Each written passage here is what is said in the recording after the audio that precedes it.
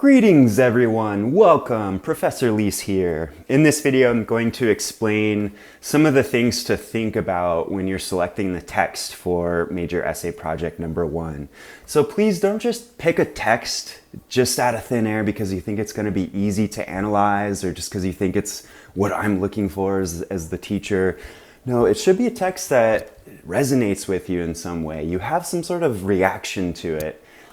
So let's go ahead and jump into this. The most important starting point is to look for a text that stands out to you in some way. Whether it's an op-ed article on an issue you care about or a visually striking magazine ad, you should be interested in understanding the text on a deeper level. Do not simply choose a text because you think it will be easy to analyze. More often than not, this leads to mental anguish and frustration, since you are unlikely to enjoy the process. That's just something that I've witnessed as an educator and something that I've experienced as a college student myself. When you pick something just because you think it's going to be easy or you think that's just what the teacher wants, we tend not to have that much of an investment in it and we don't really care too much about it. And so that translates into the process of conducting that analysis. More often than not, we tend to regret our choice and we don't really go through the process and feeling good about it just because it's, I don't enjoy this, it's not speaking to me, And then a lot of times what ends up happening, this is something that I've noticed in my students, if they choose something, just flippantly without much thought going into it, usually they, because they realize they don't like that text, they change their text or their topic or their focus last minute, and that ultimately leads to a lesser quality analysis because you haven't invested that needed time and given it that needed attention in order for you to conduct a more effective, more nuanced, engaging analysis. So please listen to me about this. Pick something that resonates with you in some way, okay? So pay attention to the kinds of texts that Lunsford and Ruskovich include in Everything's an Argument. Use these as examples of what to look for on your own. What are some websites that provide similar kinds of texts? Is there a recent television advertisement that catches your attention? Perhaps an advertisement on Instagram or in a print magazine? Is there a memorable photograph that accompanies a news article you recently read? So again, these are just some questions to help you think about ideas, but you can really look at a whole number of different kinds of texts. Just make sure that it meets one or more of the criteria outlined in the prompt and that you are interested in understanding that text on a deeper level.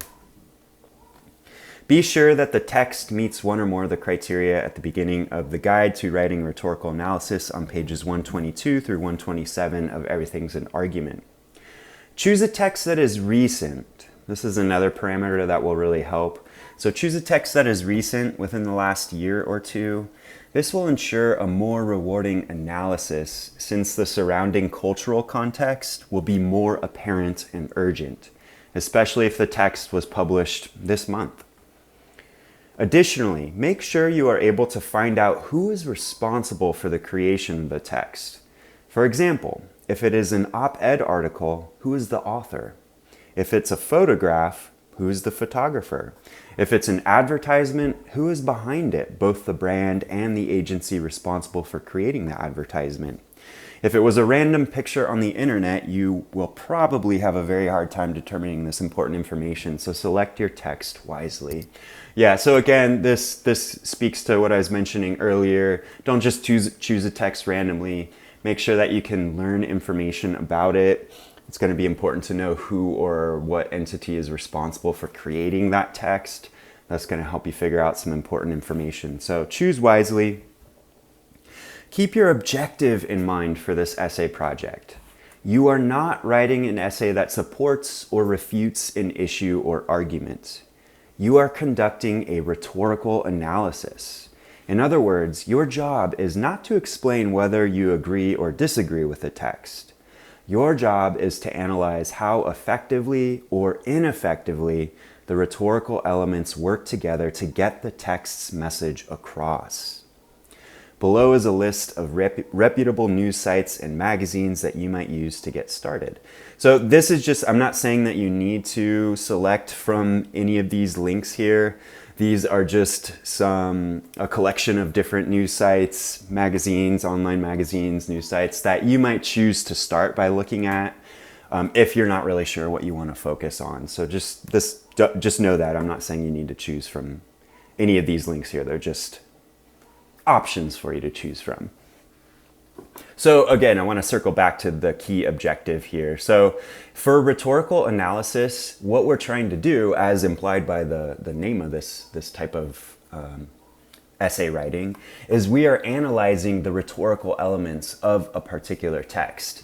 So we're not trying to talk about why we think, like why we agree with the author, or why we agree with the text, or why we disagree with the text, or why we think that whatever it is, why they're right or wrong or whatever. That's not our mission here. Our mission is to analyze how well the creator of the text is getting their message across based on their rhetorical choices. Are they doing a good job considering all these rhetorical elements that we've been learning and reading about? So our support or our support or criticism or non-support for the opinion expressed itself is not really that relevant. What we're trying to do is just break down how well that person or entity or the creator of the argument or text gets their message across, okay? So along those lines too, you're not just writing an essay about a particular topic. So for example, if you're looking at some sort of, perhaps there is a magazine article or a magazine ad that you stumbled across that deals in some way with climate change, right? Perhaps it's expressing an opinion about climate change. Oh, excuse me, my dog is trying to chime in. Hey, Penelope, shh. Sorry, everyone. Oh, welcome to my world, everyone. That was Penelope, the poodle. Okay, anyway, back to this. Okay, so similarly, so going back to the example, if you do stumble on a magazine article or advertisement that is expressing an opinion about climate change, your job is not to then talk about climate change as an issue. Your job is to actually focus on the text itself and analyze how the creator of that specific text is getting their message across effectively or ineffectively. You're not talking about the topic they're addressing, if that makes sense. You're not trying to write some sort of essay about the issue itself. You're analyzing that specific text to see how well its creator is getting the message across. So please make sure that you consider all of these suggestions here. Actually, they're not suggestions. These are the things that I want you to focus on, right? So more than suggestions. This will make your experience composing this essay much more rewarding. It will be more exciting. It'll be more fun for you, more meaningful for you if you follow these parameters here. Now, if you have any questions, or perhaps you are not sure about a particular text, if you maybe think it might be good, but you're not sure, you want to ask me, please let me know. Send me a message here through Canvas, or you can send me an email at my campus email address. Again, I'm here to support you in any way I can, as best I can. So if you have a question about something, just let me know, y'all. All right, everybody. Catch you later.